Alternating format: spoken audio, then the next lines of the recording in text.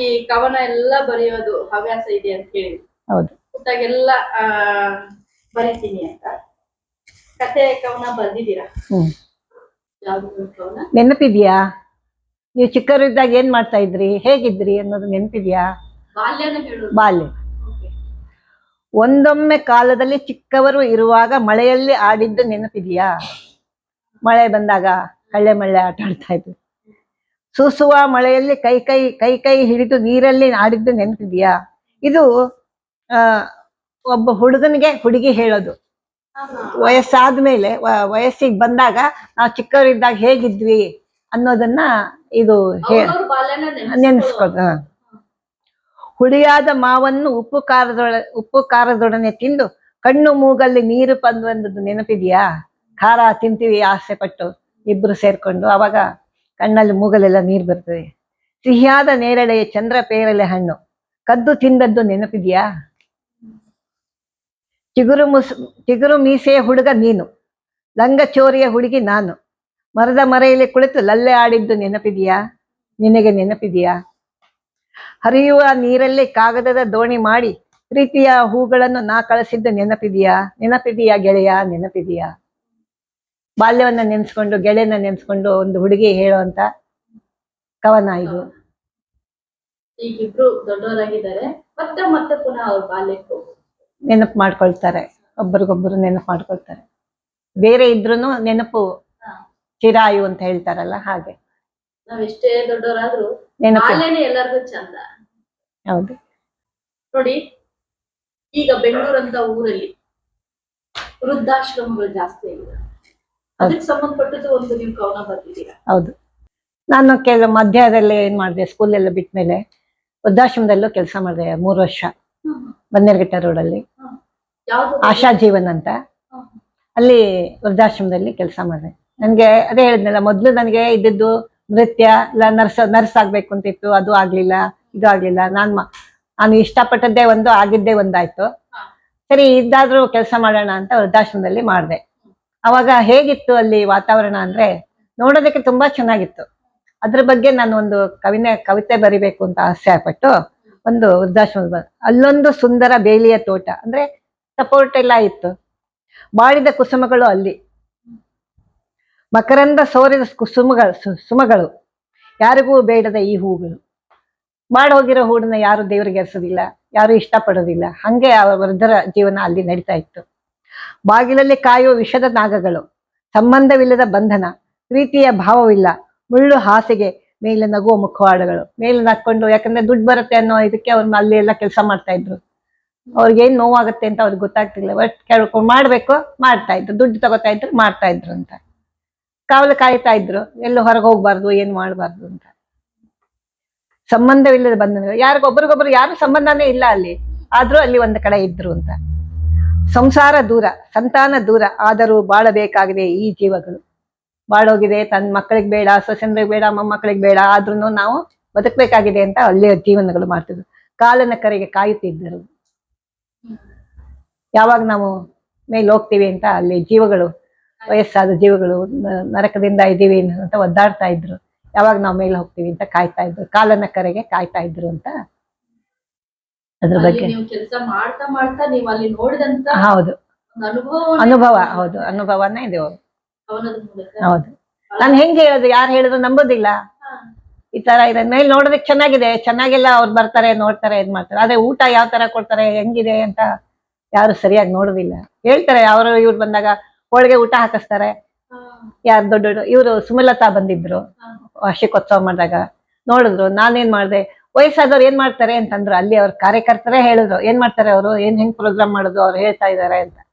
ನಾನು ಹೇಳ್ದೆ, ನಾನು ಮಾಡಿಸ್ತೀನಿ, ವಯಸ್ಸಾದವ್ರ ಹತ್ರನೇ ಮಾಡಿಸ್ತೀನಿ ಅಂದ್ಬಿಟ್ಟು. ಒಬ್ರು ಸ್ವಲ್ಪ ಶುಗರ್ BP ಇತ್ತು, ಅಜ್ಜಿ ಇದ್ರು. ಅವ್ರಿಗೆ ಹೇಳ್ದೆ, ನಾನು ಹೇಳ್ದಂಗೆ ನೀವು ಮಾಡ್ತೀರಾ ಅಂತ.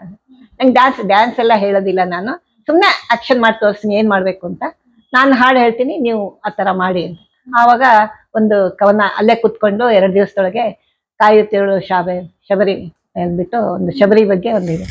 ಇರುತ್ತಿಹಳು ಶಬರಿ ತಾನು ಕಾಡಿನ ಮಧ್ಯದಲ್ಲಿ, ಶ್ರೀರಾಮ ಬರುವನೆಂದು ಕಾಯುತ್ತಿರುವಳು ತಾನು ಅಂತ ಅಂದ್ಬಿಟ್ಟು ಒಂದು ಹಾಡು ಬರೆದು, ಅಲ್ಲಿ ಕೆಲಸ ಮಾಡ್ತಾ ಇರೋ ಹುಡುಗಿಯರಿಗೆನೆ ರಾಮ ಲಕ್ಷ್ಮಣ ಡ್ರೆಸ್ ಹಾಕ್ಬಿಟ್ಟು ಸ್ಟೇಜ್ ಮೇಲೆ ಕರ್ಕೊಂಡು ಬಂದು, ಆಮೇಲೆ 3 ಜನ ಬರೀ ಇದ್ರ ಮೇಲೆ ವೀಲ್ ಚೇರ್ ಮೇಲೆ ಇರೋರು, ಅವ್ರನ್ನ 3 ಜನನ ಸ್ಟೇಜ್ ಮೇಲೆ ಕರ್ಕೊಂಡು ಬಂದು ಹಿಂದ್ಗಡೆ ನಾವು ಮಾತಾಡಿದ್ವಿ. ಅಂದ್ರೆ ಅತ್ತೆ ಸೊಸೆ, ನಿನ್ ಮಗಳು ನನ್ನ ಸೊಸೆ ಆಗಿ ಬಂದ್ಲು, ನಿನ್ ಸ್ನೇಹಿತರು ಅಂತ ಮಾಡ್ಕೊಂಡೆ, ನನ್ನ ಮಗನ ದೂರ ಮಾಡಿದ್ಲು, ಆ ತರ ಎಲ್ಲ ಮನೆ ಸಂಸಾರದ ಬಗ್ಗೆನೆ ಅವ್ರ ಕೈ ಮಾಡೋದು, ಇವ್ರ ಹಿಂದಿಂದ ಹೇಳೋದು, ಆ ತರ ಎಲ್ಲ ಮಾಡಿದ್ರು. ಆಮೇಲೆ ಹುಡುಗಿಯರದ್ದು ಕೆಲವು ಕೆಲಸ ಮಾಡೋ ಹುಡುಗಿಯರ ಹತ್ರನೇ ಡ್ಯಾನ್ಸ್ ಎಲ್ಲ ಮಾಡಿದ್ರು. ಸುಮಲತಾ ಬಂದಿದ್ರು. ಸುಮಲತಾ ಬಂದು ನೋಡ್ಬಿಟ್ಟು ತುಂಬಾ ಚೆನ್ನಾಗಿದೆ ನಿಮ್ದು ಇದು ಅಂತ ಹೇಳಿದ್ರು. ತುಂಬಾ ಚೆನ್ನಾಗಿದೆ ಎಲ್ಲಾನು. ಅಲ್ಲಿ ನೋಡ್ಕೊಳ್ಳೋರು ಶಾಂತಕ್ಕ ಅಂತ ಕರಿತಿದ್ರು ನನ್ಗೆಲ್ಲಾರು. ಶಾಂತಕ್ಕ ತುಂಬಾ ಚೆನ್ನಾಗಿ ಮಾಡಿದ್ದೀರಾ ಅಂದ್ರೆ 50,000 ಅಲ್ಲೇ ಡೊನೇಷನ್ ಚೆಕ್ ಬರ್ದು ಕೊಟ್ಬಿಟ್ಟು ಹೋದ್ರು. ಅಂದ್ರೆ ನಿಮ್ಗೆ ಒಂದ್ ಸೇವಾ ಮನೋಭಾವ ಬಂದ್ಬಿಟ್ಟಿದೆ. ಹೌದು, ಅದು ನಮ್ ತಾಯಿಯಿಂದ ಬಂದಿದ್ದು. ನಮ್ ತಾಯಿ ಹಾಗೆ ಯಾರಿಗಾರ ಹುಷಾರಿಲ್ಲ ಅಂದ್ರೆ ನಮ್ಮನ್ನ ನೋಡ್ಕೊಳ್ಬೇಕು ನೀವು ಅಂತ ಹೇಳ್ಬಿಟ್ಟು ಬಿಟ್ಟೋಗ್ರು. ಯಾರಿಗೆ ಹುಷಾರಿಲ್ಲ ಅಂದ್ರೆ, ಆಸ್ಪತ್ರೆಯಲ್ಲಿ ಇದ್ದಾರೆ, ಹೆರಿಗೆ ಆಯ್ತು ಅಂದ್ರೆ, ಸತ್ತೋದ್ರು ಅಂದ್ರೆ ಅಲ್ಲಿ ಅವರು ಹೋಗ್ತಾ ಇದ್ರು ತಮ್ಮ ಕೈಲಾಗಿದ್ದು. ಮೊದಲ ಕೆಲಸ ಮುಂದೆ ಓಡ್ತಾ ಇದ್ರು. ಆಮೇಲೆ ಅದೇ ನಮ್ಗೆ, ನನಗೂ ಅಷ್ಟೇ, ನನ್ನ ತಂಗಿಗೂ ಅಷ್ಟೇನೆ. ಇನ್ ಬೇರೆಯವರೆಲ್ಲ ಅವ್ರು ಬೇಗ ಮದುವೆ ಆಗಿ ಹೊರಟೋದ್ರು. ನಾನು ನನ್ನ ತಂಗಿನೇ ಸ್ವಲ್ಪ, ಇವಾಗ್ಲೂ ನನ್ನ ತಂಗಿ ಸ್ವಲ್ಪ ನಂಗೆ ಓಡಾಡಕ್ಕಾಗಲ್ಲ ಅಂತ ನಾನು ಹೋಗಲ್ಲ. ನನ್ನ ಮಗಳು ಬೈತಾಳೆ, ಏನು ಮಾಡ್ಬೇಡ ನಿನ್ ಕೈಲಾಗೋದಿಲ್ಲ ಅಂತ. ಆದ್ರೆ ನನ್ನ ತಂಗಿನೂ ಸ್ವಲ್ಪ ಹಂಗೇನೆ ಸೇವಾ ಮನೋಭಾವ ಜಾಸ್ತಿ. ಇವಾಗ ನಿಮ್ಗೆ ಕವನ ಬರೆದು ಇಟ್ಟಿದ್ದೀರಾ. ಒಂದಿಷ್ಟು ಕವನದ ಬಗ್ಗೆ ಹೇಳಿ. ಅದು ಯಾವಾಗ, ನಿಮ್ಗೆ ಯಾವ ಸಂದರ್ಭದಲ್ಲಿ ಅದನ್ನ ಬರೆದ್ರಿ? ಇದು ಮರಳಾಗ ಬೇಡ ಅನ್ನೋದು ಕೃಷ್ಣನ್ ಬಗ್ಗೆ.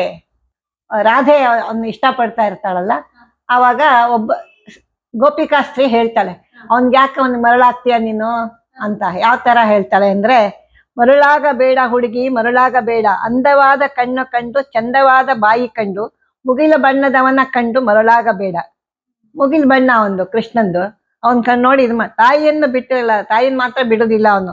ತಂದೆಯನ್ನು ಅಗಲಿದ ಚಿಕ್ಕ ಹುಡುಗ ನಮ್ಮ ಅವನು, ಮರಳಾಗ ಬೇಡ. ರಾಧೆ ದೊಡ್ಡವಳು, ಕೃಷ್ಣ ಚಿಕ್ಕವನು. ಅದಕ್ಕೆ ಹೇಳ್ತಾಳೆ ಅವ್ನ್ ಚಿಕ್ಕವನಮ್ಮ, ಅವನ್ನ ಇಷ್ಟ ಇದು ಅವ್ನ್ ಮರಳಾಗ್ಬೇಡ ನೀನು ಅಂತ. ಆಡುತ್ತಾ ಹೋಗಿ ನದಿಯ ಧುಮುಕುವನಮ್ಮ, ಹಾವಿನೊಡನೆ ಆಟವಾಡಿ ದಣಿತಾನಮ್ಮ. ಅಂದ್ರೆ ಬೇಡ ಅಂದ್ರೂ ಕೇಳಲ್ಲ, ಹಾವಿನ ಜೊತೆ ಆಟ ಆಡ್ದ ದಣು ಬಿಟ್ಟಿದ್ದಾನ ಅವನು, ಅವನ್ನ ನಂಬೇಡ ಅಂತ.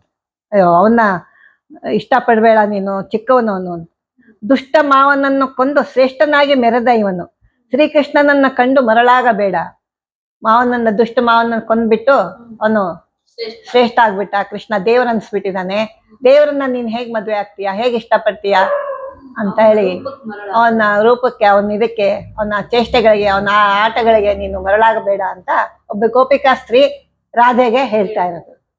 ಆತರ ನೋಡಿ, ಈ ತರ ಈ ಆಂಗಲ್ ಅಲ್ಲಿ ಯಾರು ಯೋಚನೆ ಮಾಡಿರೋದಿಲ್ಲ. ಒಬ್ಬ ರಾಧೆಗೂ ಕೂಡ ಒಬ್ಬಳು ಸಲಹೆ ಕೊಡೋ ಫ್ರೆಂಡ್ ಇರ್ತಾರೆ. ಆ ಕೃಷ್ಣನ ಲೀಲೆಗಳನ್ನು ಹೇಳೋದ್ರ ಜೊತೆಗೆ ಅವನ ಒಂದು ರೂಪ ವರ್ಣಿಸ್ತಾರೆ ಹೇಗಿದ್ದ ಅಂತ. ಬಹಳ ಚೆನ್ನಾಗಿದೆ. ಇದು ಲವ್ ಅಂತ ಅನ್ನೋ ಇದು ಪ್ರಶ್ನೆ ಬರ್ತದೆ. ಏನಿದು ಲವ್? ನಿಜವಾದ ಪ್ರೀತಿನ ಅಥವಾ ಸುಮ್ನೆ ನೋಟಕ್ಕ? ಇದು ಏನು ಲವ್ ಅಂದ್ರೆ ಏನು? ಈಗಿನ ಕಾಲದ ಮಕ್ಕಳಿಗೆ ಏನು ಗೊತ್ತಾಗೋದಿಲ್ಲ. ಹಿಂದೆ ಏನು ಗೊತ್ತಿಲ್ಲ, ಮುಂದೆ ಗೊತ್ತಿಲ್ಲ.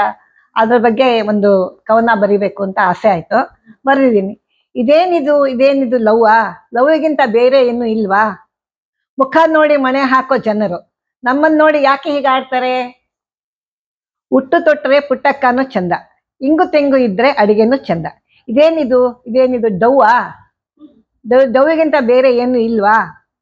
ಬಣ್ಣ ನೋಡಿ ಕಣ್ಣಲ್ಲೇ ಕರಿತಾರೆ, ಹಣ ನೋಡಿ ಬೇಗ ಕೈ ಹಿಡಿತಾರೆ. ಹಣ ಇದ್ರೆ ನಿಮ್ಮನ್ನು ಬೇಗ ಕೈ ಹಿಡಿತಾರೆ. ಇದೇನಿದು ಲವ್ವಾ? ಲವ್ಗಿಂತ ಬೇರೆ ಏನು ಇಲ್ವಾ? ಹಣ ಇದ್ದವ್ರು ನೋಡಿ ಹುಡುಗಿನ ಮೋಸ ಮಾಡಿ ಇಷ್ಟಪಡ್ತಾರೆ, ಆದ್ರೆ ಬಿಟ್ಬಿಡ್ತಾರೆ. ಅದಕ್ಕೆ ಇದೇನಿದು ಲವ್? ನಿಜವಾದ ಪ್ರೀತಿನ ಹೌದಾ ಅಲ್ವಾ ಅಂತ. ಇದೇನಿದು ಲವ್ವಾ ಡವ್ವಾ ಅಂತ. ಆಗಿನಿಂದ ಈಗಿನವರೆಗೂ ಇದೆ. ಇದು ಸುಮಾರು 80ನೇ ಇಸ್ವಿ. ಅವಾಗ ಬರ್ದಿತ್ತು? ಅವಾಗ ಬಂದೆ. ಒಂದು ಹುಡುಗಿ 15 ವರ್ಷ, ಅವಾಗ ಸರ್ಟಿಫಿಕೇಟ್ ಬೇಕು ಅಂತ ಬಂದಿಲ್ಲ, 18 ವರ್ಷ ಆಗಿದೆ ಅಂತ ಸ್ಕೂಲ್ಗೆ ಹೇಗ್ ಕೊಡಕ್ಕಾಗತ್ತೆ? ಅವಾಗ ನಿಜವಾದ ಪ್ರೀತಿನ ಇಲ್ಲ ಸುಮ್ನೆ ಮೋಹ ಇದನ್ನ ಅಂತ. ಅಂದ್ರೆ ಈಗಿನ ಮಕ್ಕಳು ಓದೋ ಅವರ ಒಂದು ಭವಿಷ್ಯನ ಯೋಚನೆ ಮಾಡೋದ್ ಬಿಟ್ಟು ಈ ತರ ಗಮನ ಹರಿಸಿ ಅವರು ಲೈಫ್ ನ ಅವರೇ ಹಾಳು ಮಾಡ್ತಾರೆ. ಯುಗಾದಿ ಅಂತ DD1 ನಲ್ಲಿ ಹಾಡಿದ್ದಾರೆ ನಮ್ಮ ಜೊತೆಯವರು. ಅದಕ್ಕೆ ಒಂದು ಹಾಡು ಬರ್ಕೊಡಿ ಅಂದ್ರು ಯುಗಾದಿ ಹಬ್ಬಕ್ಕೋಸ್ಕರ. ಅದಕ್ಕೆ ಅಲ್ಲಿ ನಮ್ದೊಂದು ಗುಂಪು ಮಾಡ್ಕೊಂಡು ಹೋಗಿದ್ವಿ. ಒಬ್ಬರು ಹಾಡಿದ್ರು ಯುಗಾದಿ ಹೇಗೆ ಏನು ಅಂತ ಯಾವ ತರ ಇರುತ್ತೆ ಅಂತ ಅದ್ರ ಬಗ್ಗೆ ಒಂದು ಕವನ ಬರೆದೆ. ಹೇಳ್ದಾ? ಹೇಳಿ. ಕೆಂಪು ತಳಿರು ಕಂಪು ಸೂಸಿ ಕಂಪನೆಲ್ಲ ಹರಡಿದೆ, ರವಿಯ ಕಿರಣ ಒಳಗೆ ತೂರಿ ಚಿತ್ತಾರವ ಮಾಡಿದೆ. ಅಂದ್ರೆ ಮಾವಿನ ತಳಲು ಮೊದ್ಲು ಕೆಂಪಗೆ ಬರುತ್ತೆ, ಆಮೇಲೆ ಹಸಿರಾಗತ್ತೆ. ಅವಾಗ ಒಂಥರ ವಾಸನೆ, ತುಂಬಾ ಸುಮಧುರವಾದ ಒಂಥರ ವಾಸನೆ ಅಂತ ಎಲ್ಲ ಕಡೆಗೂ ಹರಡ್ತಾ ಇರ್ತದೆ ಅಂತೆ. ರವಿ ಕಿರಣಗಳು, ಸೂರ್ಯನ ಕಿರಣಗಳು ಬಂದಾಗ ಅದು ಎಲೆ ಒಳಗೆ ಒಂದು ಚಿತ್ರಗಳು ಮೂಡ್ತಾ ಇರ್ತವೆ. ಹೊಸ ವರುಷ ಚಿಮ್ಮಿ ಬಂತು, ಹೊಸ ವರುಷ ಹೊಮ್ಮಿ ತಂತು, ಈ ನಮ್ಮ ನಾಡಿಗೆ, ಈ ನಮ್ಮ ನಾಡಿಗೆ. ಮಾವು ಬೇವು ತೆಂಗು ಕಂಗು ಸ್ವಾಗತವ ಕೋರಿವೆ, ಸ್ವಾಗತವ ಕೋರಿವೆ. ಮಾವು ಮಲ್ಲಿಗೆ ಬೇವು ಸಂಪಿಗೆ ಸುವಾಸನೆ ಹರಡಿವೆ, ಕೋಗಿಲೆತ ಸಂಭ್ರಮದಿ ಹೊಸ ಹಾಡು ಹಾಡಿದೆ. ಮಾವು ಚಿಗುರಿ ಬೇವು ಅರಳಿ ಬೆಲ್ಲದೊಡನೆ ಕೂಡಿದೆ, ಜಗದ ಜನ ಕಹಿಯ ಎಲ್ಲ ಕಹಿಯೇ ಚೆಲ್ಲಿ ಸಿಹಿಯನ್ನು ಉಣಿಸಿದೆ. ಅಂದ್ರೆ ಯುಗಾದಿ ಬಂತು ಅಂದ್ರೆ ಕಹಿ ಎಲ್ಲ ಕರೆತು ಬೇವನ್ನ ಮರೆತು ನಾವು ಬೆಲ್ಲವನ್ನ ತಿನ್ನೋಣ ಅಂತ. ಅದರಲ್ಲಿ ಸೌಂದರ್ಯ ಹೇಗೆ, ತೆಂಗು ಕಂಗು ಎಲ್ಲಾನು ಅವಾಗ ಎಲ್ಲ ಅರಳಿ ಹೂವು ಅರಳುತ್ತವೆ, ಹೂಗಳ ಗಿಡಗಳೆಲ್ಲ ಚಿಗುರ್ತವೆ. ಅವಾಗ ವಸಂತ ಮಾಸ ಅಂತ ಬಂತು ಅಂತ ಕೋಗಿಲೆ ಹಾಡ್ತದೆ, ಅವಾಗ ಮನುಷ್ಯನಿಗೆ ಸಂತೋಷ ಚಿಮ್ಮಿ ಬರ್ತದೆ ಅಂತ ಅನ್ನೋ ಬಗ್ಗೆ. ಇದು DD1 ನಲ್ಲಿ ಮೂಡಿ ಬಂತು ಈ ಹಾಡು. ಯಾವ ವರ್ಷದಲ್ಲಿ ಬಂದಿದ್ದು? 2005ರಲ್ಲಿ. 2005. ಇದು GV ಅತ್ರಿ ಅಂತ, ಅವರಿಗೆ ಜೂನಿಯರ್ PB ಶ್ರೀನಿವಾಸ್ ಅಂತ ಅವಾರ್ಡ್ ಕೊಟ್ಟಿದ್ರು. ತುಂಬಾ ಚೆನ್ನಾಗಿ ಹಾಡ್ತಾ ಇದ್ರು. ನನ್ನ ಸ್ನೇಹಿತ ಹೇಮಾ ಪ್ರಸಾದ್ ಅಂತಿದ್ದಾರೆ, ಅವ್ರ ತಮ್ಮ. ಅವರು ಇದಕ್ಕೆ ಫಂಕ್ಷನ್ಗೆ ಅಂತ ಹೋಗ್ಬಿಟ್ಟು ತುಂಗಾ ನದಿ ಒಳಗೆ ಸಂಸಾರ ಸಮೇತನೇ ಹೋಗ್ಬಿಟ್ರೆ ಎಲ್ಲ. ಆವಾಗ ಅದು ನನಗೆ ಬಹಳ ದುಃಖ ತಂತು. ನಾನು ಅವಾಗ ಸಿಮ್ಲಾದಲ್ಲಿದ್ದೆ 2000 ಅವಾಗ ಸುದ್ದಿ ಬಂತು, ನಮ್ಮ ಯಜಮಾನ್ರು ಹೇಳಿದ್ರು. ನಂಗೆ ತುಂಬಾ ಬೇಜಾರಾಗೋಯ್ತು. ಹೋಗ್ಲಿ, ಏನು ಮಾಡಕ್ಕಂತೂ ಆಗೋದಿಲ್ಲ, ಹೋಗಿ ನೋಡಕ್ಕೂ ಆಗೋದಿಲ್ಲ, ಏನು ಮಾಡೋದಿಲ್ಲ ಇಲ್ಲಿಂದ ಅಂದ್ಬಿಟ್ಟು ಅವಾಗ ಅವನ ಬಗ್ಗೆ ಒಂದು ಏನ್ ಹೇಳ್ತಾರೆ ಗೊತ್ತಿಲ್ಲ, ಚರಮಗೀತೆ ಅಂತಾರೋ ಅಥವಾ ಇನ್ನು ಅಂತ್ಯದ ಹಾಡು ಅಂತಾರೋ ಏನೋ ಅಂತ, ನೆನಪಿರ್ಲಿ ಇನ್ನೊಂದು ಹೆಸರು ಅಂತ ಅಂದ್ಬಿಟ್ಟು ಆ ತರ. ಚರಮಗೀತೆ ಹಾಡಲೆಂದು ನಮ್ಮ ತೊರೆದು ಹೋದೆಯ, ಸುರಗಂಗೆ ನಿನ್ನ ಗಾನ ಕೇಳಲೆಂದು ಕರೆದಳ. ಆ ಗಂಗೆ ತುಂಗೆ ನಿನ್ ಕರೆದ್ಬಿಟ್ಲಾ, ಬಾ ಬರೀ ಅವ್ರಿಗೆ ಯಾಕೆ ಹೇಳ್ತೀಯ, ನನ್ ಮುಂದೆ ಹಾಡು ಅಂತ ಕರ್ಕೊಂಡ್ಬಿಟ್ಲಾ. ಅಲ್ಲಿ ಯಾರು ಹಾಡುಗಾರು ಇರ್ಲಿಲ್ಲವೇ, ಗಂಗೆ ಹತ್ರ ಯಾರು ಹಾಡೋರು ಇರ್ಲಿಲ್ವಾ. ಜೊತೆಗೆ ಸತಿಯ ಕರೆದೆಯಾ, ನೀನೊಬ್ನೇ ಹೋಗ್ದೆ ನಿನ್ ಹೆಂಡತಿನೂ ಕರೆದ್ಯಾ. ಸತಿಯ ಜೊತೆಗೆ ಸುತನು ತಾನು ಓಡಿ ಓಡಿ ಬಂದನೆ, ಹೆಂಡತಿ ಜೊತೆಗೆ ಮಗನ್ನು ಕರ್ಕೊಂಡು ಹೋದ್ಯಾ. ನಿನಗೆ ಚೇತನವೆಂದು ಸುಚೇತಳು ಬಂದಳೆ, ಪುಟ್ಟ ಮಕ್ಕಳೆರಡು ನಿನ್ನ ಬಳಿಗೆ ಓಡಿ ಬಂದರೆ. ಚೇತನ ಸುಚೇತ ಅಂತ ಅವರಕ್ಕ, ಅವಳು ಅಲ್ಲೇ ಇದ್ಲು, ಅವಳ ಮಗನೂ ಇದ್ದ. ಅವಾಗ ಒಬ್ಬರನ್ನೊಬ್ರು ಹಿಡಿಯಕ್ ಹೋಗಿ ಅವರು ಹೊರಟೋದ್ರು. ಪುಟ್ಟ ಮಕ್ಕಳೆರಡು ನಿನ್ನ ಬಳಿಗೆ ಓಡಿ ಬಂದರೆ, ಹೇಮಾ ಪ್ರಸಾದ್ ಇದ್ದಾಳೆ, ಅವ್ರ ಮಗಳು ಜೊತೆಗಿದ್ಲು, ಅವಳು ಹೋದ್ಲು. ನಿನ್ನೊಲಮೆ ಹೆಚ್ಚಾಗಿ ನಮ್ಮನ್ನೆಲ್ಲ ತೊರೆದೆಯ, ನಮ್ ಪ್ರೀತಿ ನಿನ್ಗೆ ಹೆಚ್ಚಾಗೋಯ್ತಾ. ತಾಯಿಗಾಗಿ ನೀನು ಒಮ್ಮೆ ತಿರುಗಿ ಇಲ್ಲಿ ಬಾರೆಯ, ನಿನ್ನ ತಾಯಿ ಕಾಯ್ತಾ ಇದ್ದಾಳೆ, ಬರಬಾರ್ದ ನೀನು. ಓ ಗೆಳೆಯ, ನಮಗಾಗಿ ಒಮ್ಮೆ ತಿರುಗಿ ಬಾರೆಯ. ಗೆಳೆಯ, ನೀನು ನಮಗೋಸ್ಕರ ಮತ್ತೊಂದ್ಸರಿ ಹುಟ್ಟಿ ಬರೋದಿಲ್ವಾ, ಬರಲಾರೆಯ ಅಂತ ಹೇಳ್ತಾರೆ. ನಿಮ್ಮ ಭಾವನೆಯನ್ನ ಒಂದು ರೀತಿಯಲ್ಲಿ ದುಃಖದಲ್ಲಿ ನಿನಗೆ ಅವಕಾಶ ಇದ್ರೆ ಒಂದ್ಸಲ ಬಂದ್ಬಿಡು ನಮ್ ಜೊತೆಗೆ ಇರು ಅಂತ. ಬಹಳ ಚೆನ್ನಾಗಿದೆ ನೋಡಿ. ಅವ್ರು ತೀರ್ಕೊಂಡು ಎಷ್ಟೋ ವರ್ಷ ಆಯ್ತು? 2 ವರ್ಷ, 24 ವರ್ಷ ಆಯ್ತು. ಹೀಗಾಗಿ ನೋಡಿ, ಅದು ಇನ್ನೂ ಕಾಡುತ್ತೆ ಎಷ್ಟೋ ಜನರಿಗೆ. ಯಾವ್ದು ನೋಡಿ, 2000 ಬರ್ದಿದ್ದು. ಅವಾಗ ವಿಷಯ ಕೇಳಿ ನೀವು ಅವಾಗ ನಮ್ಮ ಯಜಮಾನ್ರು ಹೇಳಿದ್ರು, ನೋಡು ನಿಮ್ಗೆ GV ಅತ್ರಿ ಹೋಗ್ಬಿಟ್ಟು, ಅವನ ಹೆಸರು ವಿಜಯ್ ಅಂತ, ವಿಜಯ್ ಅತ್ರಿ ಅಂತ. ಅವನು ತುಂಬಾ ಜಾಸ್ತಿ ಇದೆ ಅಲ್ಲ, ಅವನು ಮಾತಾಡ್ಸೋದು ನಾವು ಹೋದಾಗೆಲ್ಲ.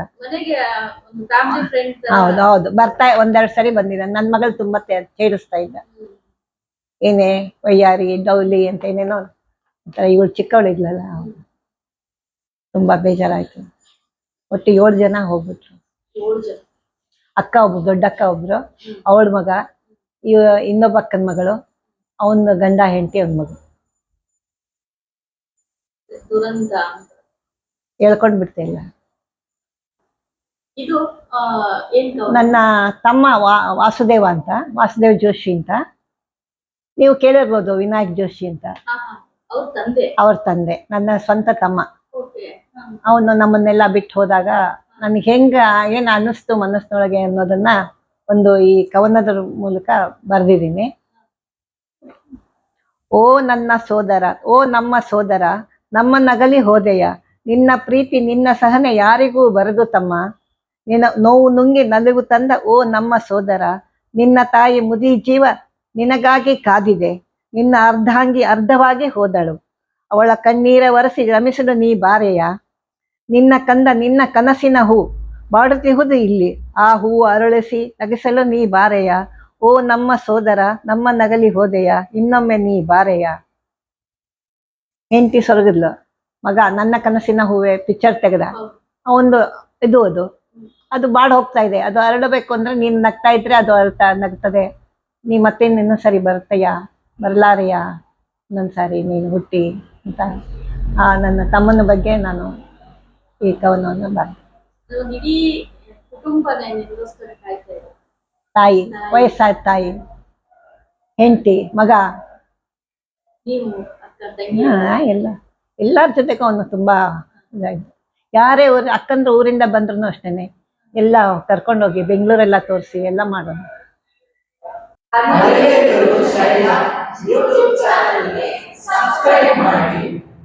ಲೈಕ್ ಮಾಡಿ, ಕಮೆಂಟ್ ಮಾಡಿ, ಶೇರ್ ಮಾಡಿ.